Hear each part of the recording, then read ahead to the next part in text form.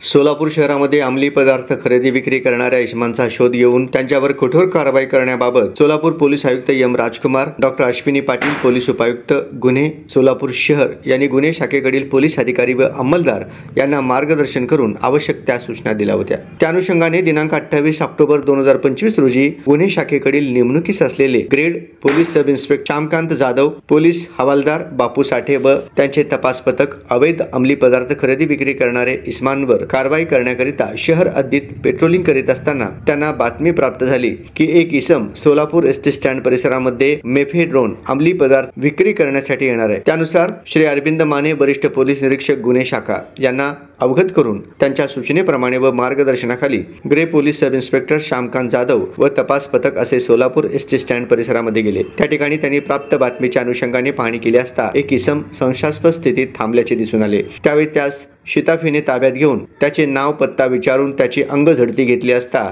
त्याचे पॅन्टच्या खिशामध्ये एक प्लास्टिक पाऊचमध्ये पांढऱ्या रंगाची मेफेड्रोन एमडी पदार्थ सदृश्य पावडर मिळून आली। त्यावरून नमूद इसम नामे मोहम्मद अजहर हैदर साहब कुरेशी, वय 37 वर्षे, राहणार भीमपुरा लेन, सेंट्रल स्ट्रीट कॅम्प, पुणे यास ताब्यात घेऊन